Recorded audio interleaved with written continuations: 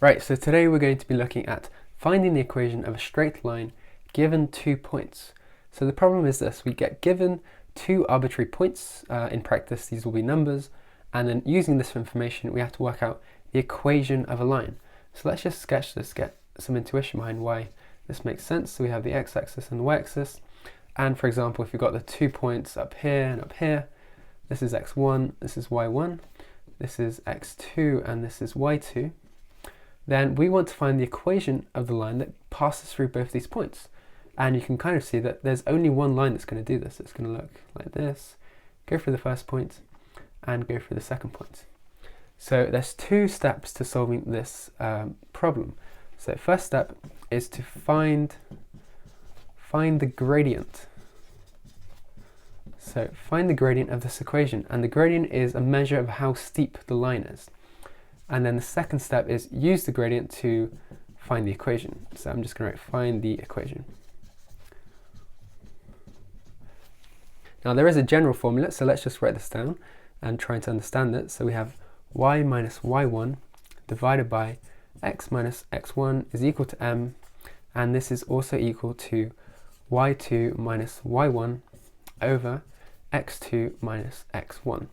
So what is this saying? This is saying, so we take m, this is the gradient, and from before we know that the gradient is equal to the change in y divided by the change in x. So the first step is just to look at the right hand side of this equation, and we find the gradient by just plugging these numbers in, and this is information that we're given. And now that we know that what the value of m is, then we use this formula to give us the equation, and this is the formula we looked in last video. So we again have the change in y divided by the change in x, but this time we replace one of the points, y2 over x2, by just the variables y and x.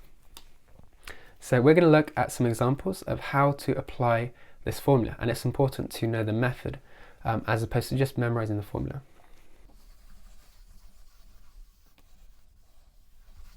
Okay, for our first example, we're going to look at the problem where we're given the 2 points, and these are 3 and 3, and also 4 and 5.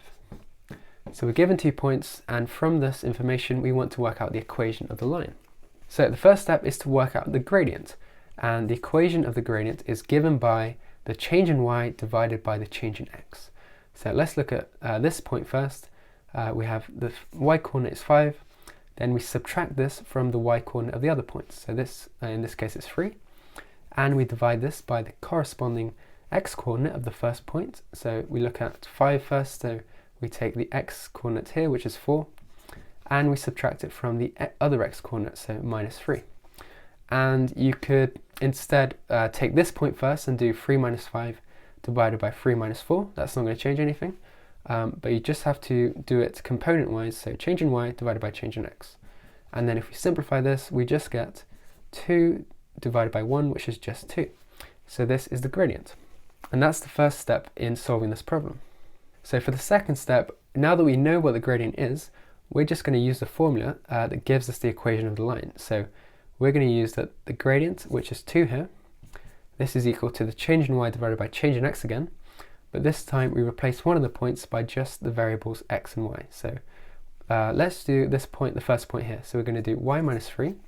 So we're taking the y coordinate of this point, and we're dividing by x minus 3, so the x coordinate of this point. So just as I was saying, we've replaced this point, we've replaced the 5 and the 4 by just arbitrary variables x and y. And now this is going to help us construct what the equation of the line is. So now to rearrange this, we can just multiply the denominator by x minus 3, and if I go over here, we'll have y minus 3 is equal to 2 times x minus 3. And then we can expand out these brackets. We have y minus 3 is equal to 2x minus 6. And then the last step is just to move over the minus 3 onto the right hand side. So if we add 3 onto both sides, we get y is equal to 2x minus 3. And this is it. This is the equation of the line. And this is the only line that goes through the points 3, 3 and 4, 5. Okay, so let's look at one more problem just to solidify that we know the method. So this time we're going to be given the points 3 and minus 3 for the first one, and the second point is going to be 6 and 1. and we want to find the equation of the line that passes through both these points. So just like before, the first step is to work out the gradient. And the gradient, we're going to call it m. This is given by the change in y divided by the change in x. So if we look at this point first, we have that the y coordinate is 1, and we subtract this from the y coordinate of the other point. So this case is -3.